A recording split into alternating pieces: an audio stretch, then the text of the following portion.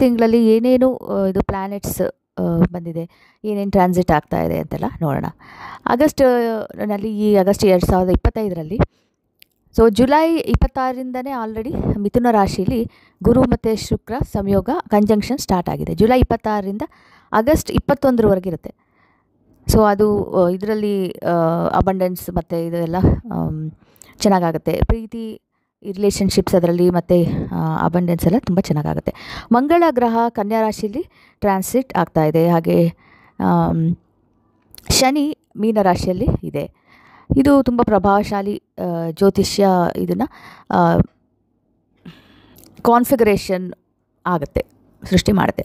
August 18ರ ಬೆಳಿಗ್ಗೆ ಬುಧ, ಶುಕ್ರ, ಗುರು ಮತ್ತು ಚಂದ್ರ ಇದು ಒಂದೇ ಸಾಲಿನಲ್ಲಿ, ಇವೆಲ್ಲ ಗ್ರಹಗಳು ಒಂದೇ ಸಾಲಿನಲ್ಲಿ ಕಾಣಿಸುತ್ತೆ. ಅದಕ್ಕೆ ನಾವು ಪ್ಲ್ಯಾನೆಟ್ ಪ್ಯಾರಡ್ ಅಂತ ಕೂಡ ಅಂತೀವಿ. ಸೊ ಮೊದಲಿಗೆ ನಾವು ಈ ಜುಪಿಟರ್ ವೀನಸ್ ಕಂಜಂಕ್ಷನ್ ಏನು ಅಂತ ನೋಡೋಣ. ಜುಲೈ 26ರಿಂದ ಆಗಸ್ಟ್ 21ರೊಳಗೆ 21 ತನಕ ಮಿಥುನ ರಾಶಿಯಲ್ಲಿ ಈ ಕಂಜಂಕ್ಷನ್ ಶುರು ಆಗಿದೆ ಆಲ್ರೆಡಿ. ಇದರಿಂದ ಹೊಸ ಬಿಗಿನಿಂಗ್ಸ್, ಹೊಸ ಆರಂಭ ಆಗುತ್ತೆ. ಸಂಬಂಧಗಳು ಮತ್ತು ಆರ್ಥಿಕ ಲಾಭಗಳಿಗೆ ತುಂಬ ಶುಭ ಅಂತ ಆಗಿದೆ. ಡಿಸಿಪ್ಲಿನ್ ಮತ್ತು ನಂಬಿಕೆ, ಶಿಸ್ತು ಮತ್ತು ಒಳ್ಳೆಯ ಹೃದಯದಿಂದ ಯಾರು ವರ್ತಿಸ್ತಾರೋ ಅವರಿಗೆಲ್ಲ ತುಂಬ ಅನುಕೂಲ ಆಗುತ್ತೆ ಅಂತ ನಂಬಲಾಗಿದೆ. ಹಾಗೆಯೇ ಈಗ ಕನ್ಯಾ ರಾಶಿಯಲ್ಲಿ ಮಂಗಳ ಮತ್ತು ಮೀನ ರಾಶಿಯಲ್ಲಿ ಶನಿ ಇವರಿದ್ದಾರೆ. ಜುಲೈ 29ರಿಂದ ಸೆಪ್ಟೆಂಬರ್ 13ರವರೆಗೆ ಕನ್ಯಾ ರಾಶಿಯಲ್ಲಿ ಮಂಗಳ ಮತ್ತು ಮೀನ ರಾಶಿಯಲ್ಲಿ ಶನಿಯು ಇರೋದ್ರಿಂದ ಇದರಿಂದ ಟೆನ್ಷನ್ ಆಗಬಹುದು. ವಿಶೇಷವಾಗಿ ಮೇಷ, ವೃಷಭ, ಮಿಥುನ ಮತ್ತು ಕರ್ಕ ರಾಶಿಯವರಿಗೆ ತುಂಬ ಟೆನ್ಷನ್ ಆಗೋ ಪೀರಿಯಡ್ ಇದು. ಈ ಅವಧಿಯಲ್ಲಿ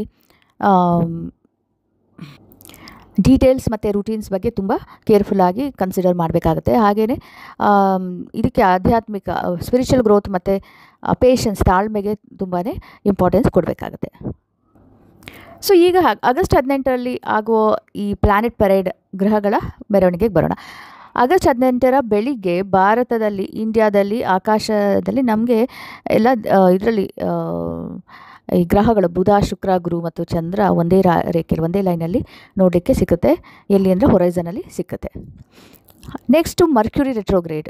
ಈ ಬುಧ ಗ್ರಹ ರೆಟ್ರೋಗ್ರೇಡ್ ಆಗಿದೆ. ಆಗಸ್ಟ್ 11ರವರೆಗೆ ಬುಧ ಗ್ರಹವು ರೆಟ್ರೋಗ್ರೇಡ್ ಆಗಿದೆ. ಇದರಿಂದ ಟ್ರಾವೆಲ್ ಮತ್ತು ಶೆಡ್ಯೂಲಿಂಗ್ ಇದಕ್ಕೆಲ್ಲ ಡಿಲೇಸ್ ಆಗಬಹುದು. ಏನಾದರೂ ವಿಳಂಬ ಮತ್ತು ಅಡಚಣೆ ಎಲ್ಲ ಉಂಟಾಗೋ ಪರಿಸ್ಥಿತಿ ಆಗುತ್ತೆ.